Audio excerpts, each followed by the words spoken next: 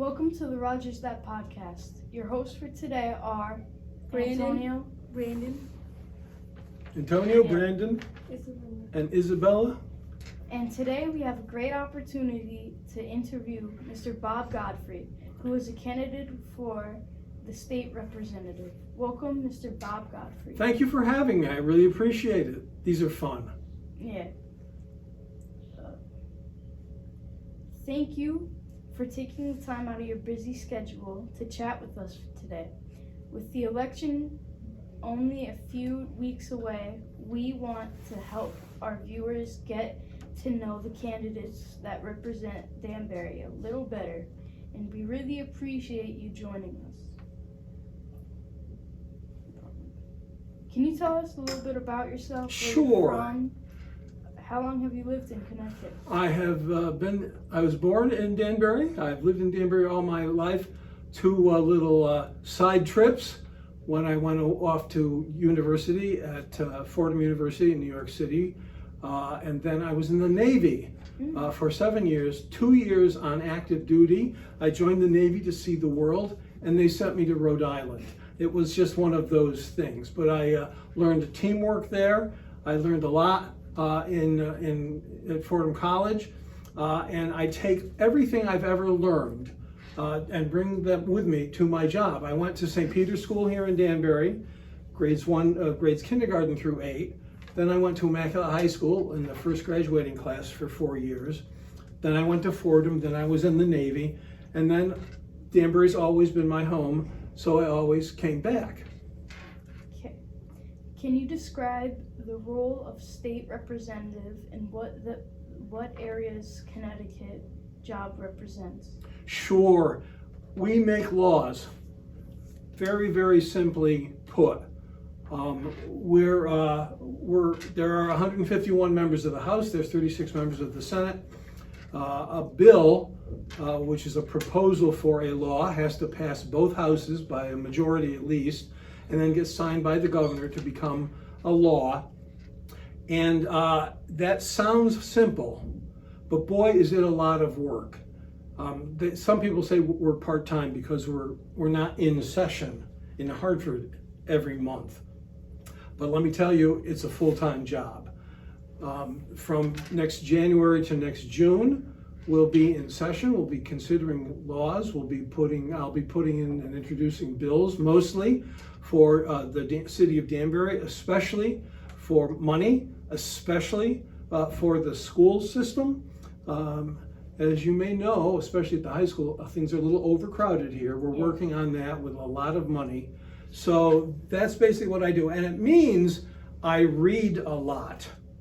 There's just huge amounts of stuff that comes across my desk. Some letters, email, reports that you just have to understand, because my job is to make decisions. This is a good proposal or not. Do I vote yes or do I vote no?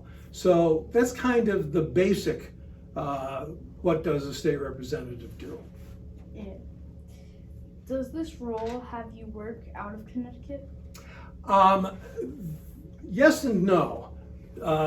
No, in the fact that I travel to Hartford every day during session, and all of the work happens there. But I'm also involved in a national organization called the Council of State Governments, which is based in Lexington, Kentucky. It includes all 50 states, a bunch of Canadian provinces, some territories, a few Mexican provinces too.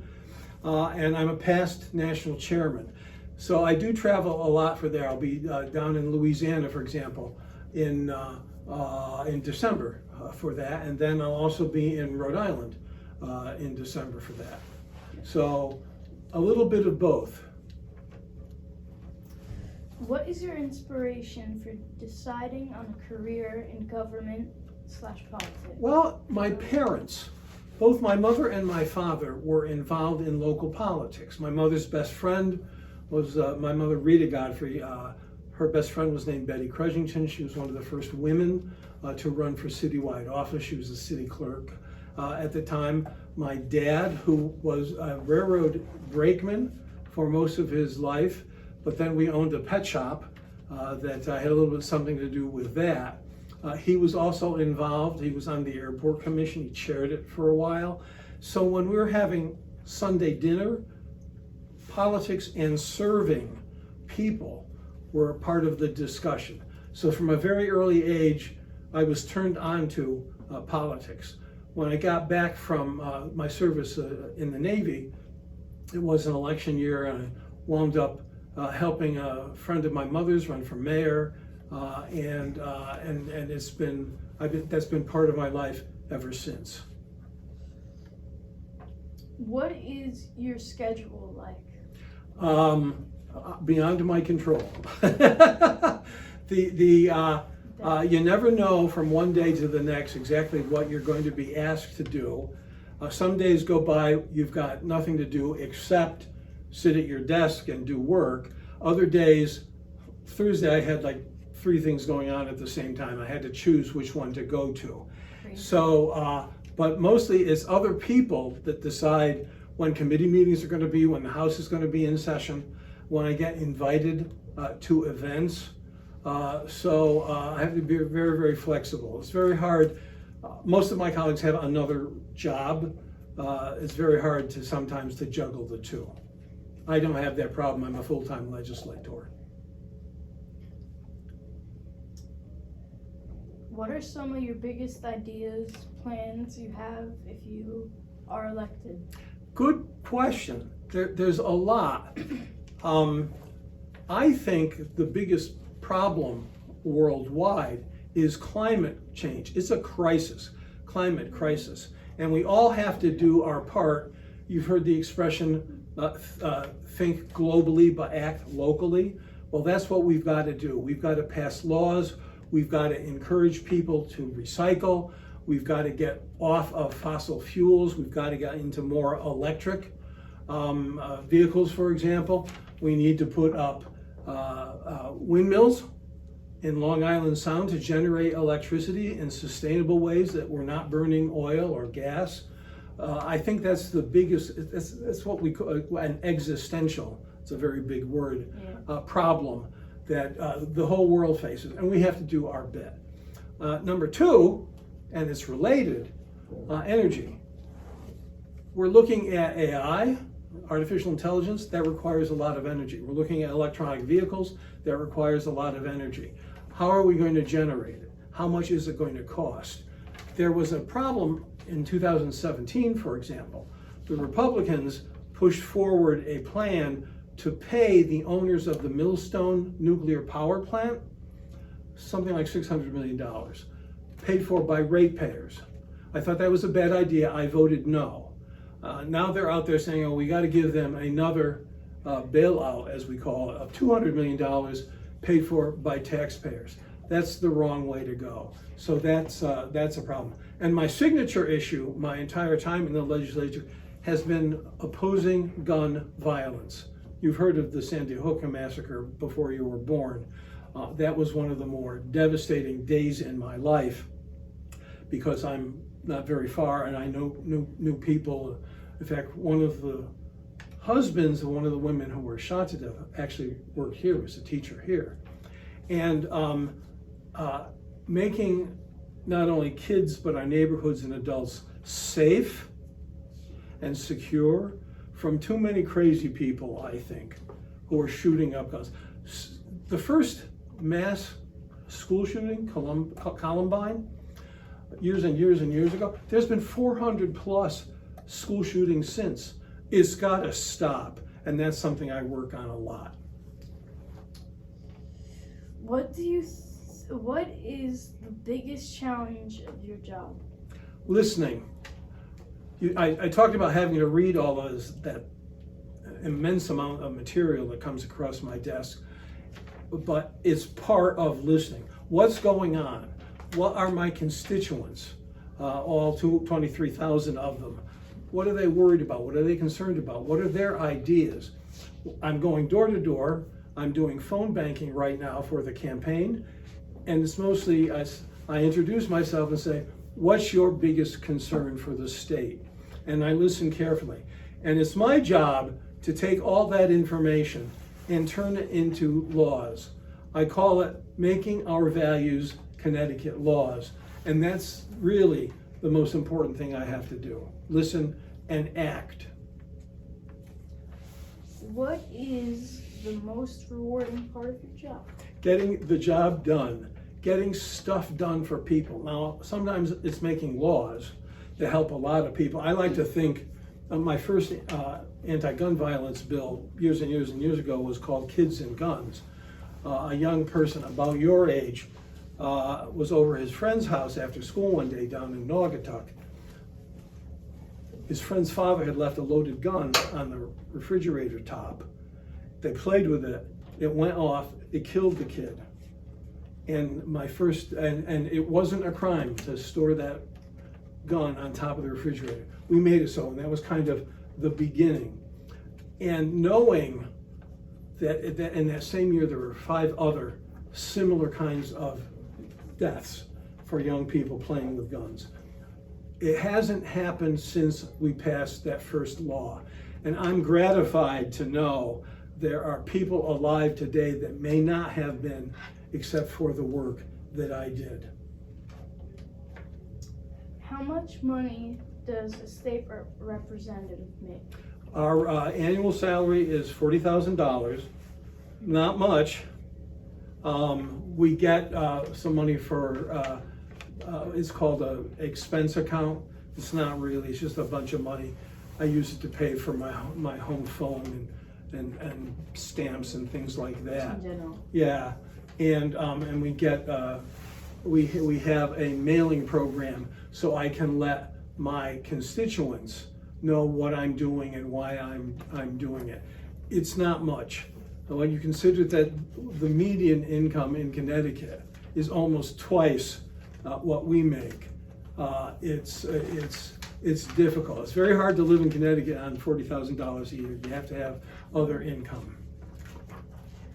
I think it's your turn right now. Education policies.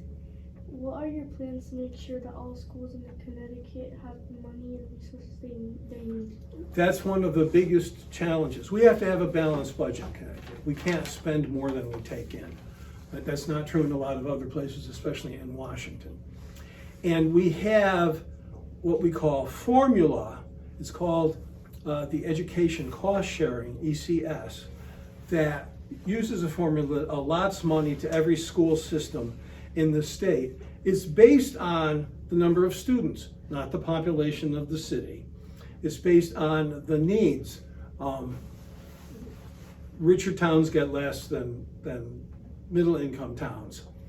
Greenwich gets less than Hartford, for example, using this formula. So, because we try and balance off the ability to run a school system. Towns like Danbury use the property tax to pay for the schools. That's the biggest single line item in the budget. But the property tax isn't exactly fair. If you're retired but still own your house,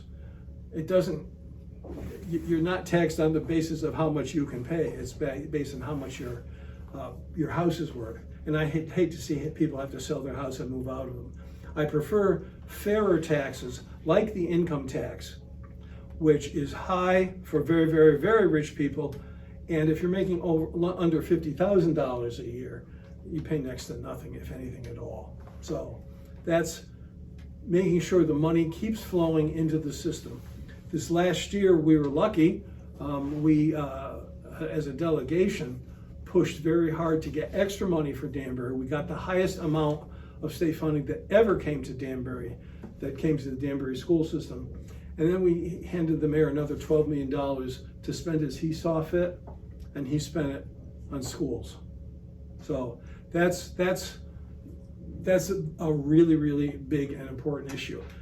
I've often talked to people like you, and I say, what would you like to see? And they come up with a list of, well, free this, free that, and the other thing. Well, free just means it's paid for by someone else, right? But the thing you get that is free is school. You don't pay tuition, you don't pay to come here. That's my job, to make sure that keeps happening. How do you think we can improve school safety? That's a really good question. There's, especially since the Sandy Hook massacre, you've got doors that lock. I had to check in when I moved in here. There's much better controls over who gets into the building. That was one of the problems at Sandy Hook. Anybody could walk in at the time. Police are on higher alert. In many schools, there's a safety officer from the police that's here every day. And we provide training for teachers and other people who work here for having to deal with, God forbid, an active school shooter. It is the thing I worry about most. I lose sleep over a lot of things thinking about them. Keeping all you guys safe is right up at the top. How can we better prepare students in the school for future careers? You know, that's a really good question, because I don't want people to graduate just to get a job. You're right. They need a career. They need something for their lifetime. And the foundation of any career is their education. We provide the curriculum here to make sure you know quite a bit about just about everything, so you can decide what you like, you can decide what interests you, you can decide what your passions are, and turn them into careers. Now, we've done something new at Danbury High School, if you wind up going there in the not too distant future. We have 6 career academies. I don't know if you've heard about this. You basically get to choose an area, whether it's science and math, or whether it's arts, whether it's food, whether it's hairdressing, whatever you're interested in, you're going to have an opportunity to take specialized classes in that. So when you graduate, I hope you all do, from high school, you'll be prepared to go into a career, to go to a college like Naugatuck Valley Community College here in Danbury, or Western Connecticut State University here in Danbury, which have some great programs that prepare people for careers. Go into the armed services, if that is your choice. Or go to college somewhere else. You'll be prepared. We will give you all the skills and all the tools and all the knowledge we can to make you ready to go into a career. How can students like us get involved in local government? Well, I think some of the things you're doing, like this podcast, the most important thing to do is learn about it, how government works, how elections work. I'm hoping someday you can come to the Capitol when we're in Hartford, when we're in session, and visit with us, see how we work. The building itself is a historic monument. We also have a legislative office building. Both are kind of interesting tours. But making sure people have easy access to everything I do is most important. Like everybody else, we had to deal with COVID. We closed down basically for 2 years and had to do everything remotely. We found out more people can get involved in the decision making because they can zoom in and see us. So that's called transparency, and it's just a great way of getting the job done.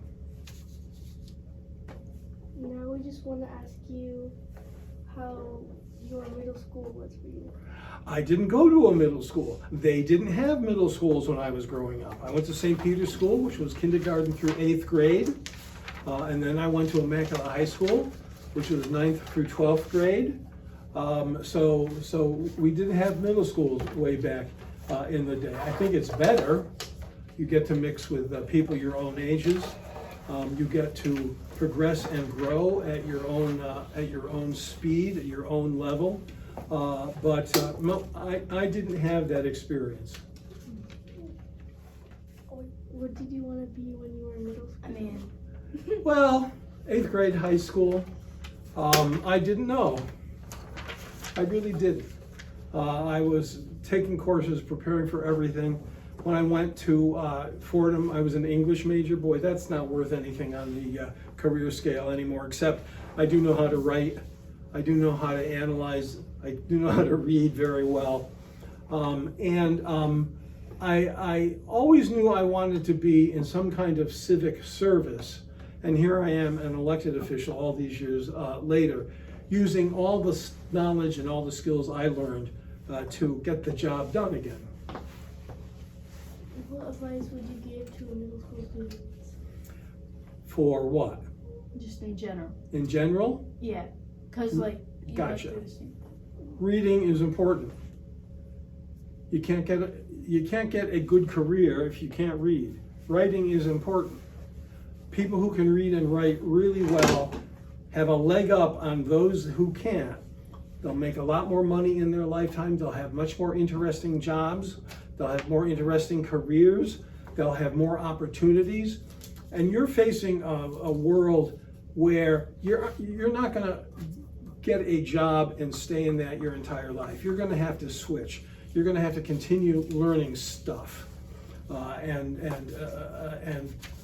adapting to all of the changes that we see in technology. I mean, you know, when I was your age, we had television. It was about this big. It was in black and white. And we didn't have the computers. We didn't have the internet. We didn't have instantaneous abilities to look stuff up. We had to go to things called libraries and encyclopedias to do that. And that change just continues to go faster and faster. So whatever you learn, you've got to be ready to adapt to that change. People who can't adapt to change are going to be losers. People who can adapt to change will be the winners. Okay, so now we have fun questions for you. Oh, some fun questions. Yeah. Those are pretty The fun. more light. Yeah. What are hobbies or activities do you enjoy outside of politics? I read. I read for pleasure. I like mysteries, and the running joke is I like mysteries because it's the only thing in my life that at the end you have a solution and a closure, you go on to something else. I read a lot of history because it just fascinates me how people in the past dealt with their problems. I like biography, that's a one-on-one kind of history. And I read science fiction because it expands my mind. I also play video games, and especially strategy ones, quite a bit. And I garden.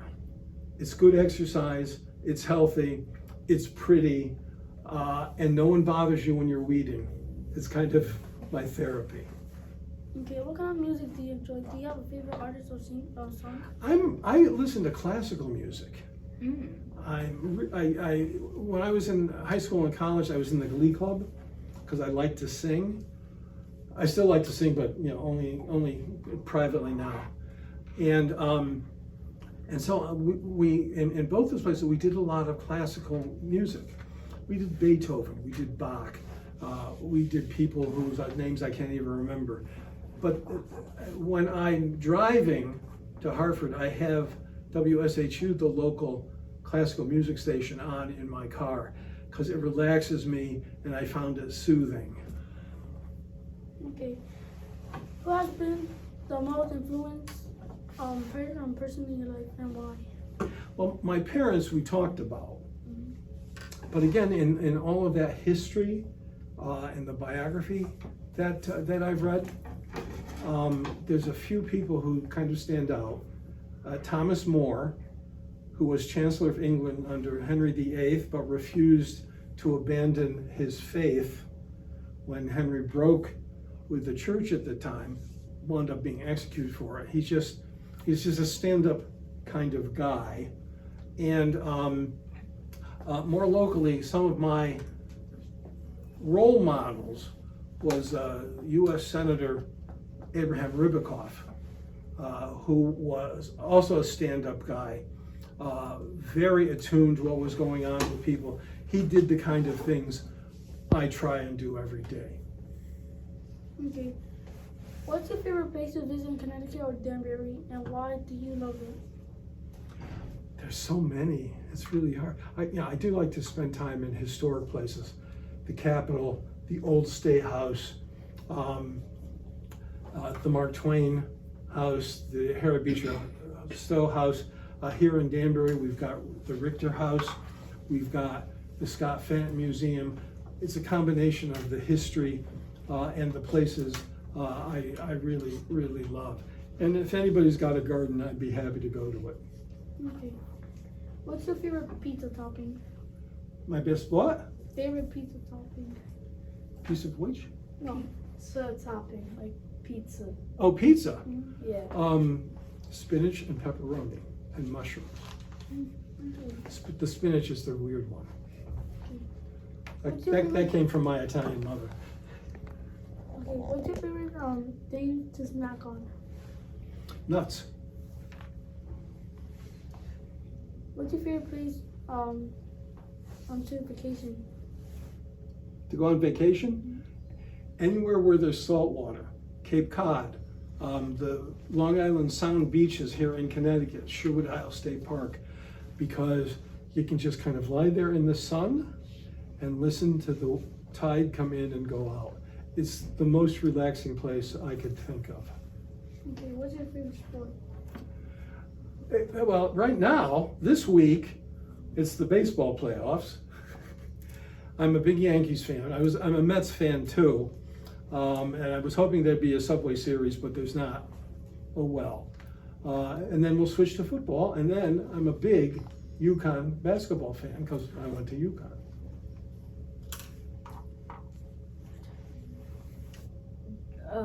Now it's time for the this or that. Dunkin' Donuts or Starbucks? Dunkin' Donuts. Mostly because it's right here near my house. Yeah. Do you prefer summer or winter? Summer. I like it warm. I don't like snow's a 4-letter word. I don't like to shovel. Do you like playlists or podcasts? I don't do a lot of online streaming stuff. I don't dislike them, but they're not my go-to places. Dining in or dining out? In. Weekends or weekdays? Well, that's for two different things. Weekdays, of course, when you get the work done. Weekends, well, this time of year, I'm campaigning weekends, so it's another kind of work. But weekends can be, that's when I like to garden. That's when I like to sit in the backyard on my patio, read the newspaper, read books. I read a lot. Oh, books or movies? Books or movies? Both, but books are easier to access. I have a pile of books that must be like 8 feet tall of things I have yet to read, so. What is your favorite book or movie? Lord of the Rings, both. Oh, morning or night person? I'm a night person. I'm up till the wee small hours of the morning. I don't get up till between 8:30 and 9 o'clock. That's when I can read. Okay. For the final question, why should someone from Danbury elect you for state representative? Say again? Why should someone from Danbury elect you for state representative? Sure. I'm an incumbent.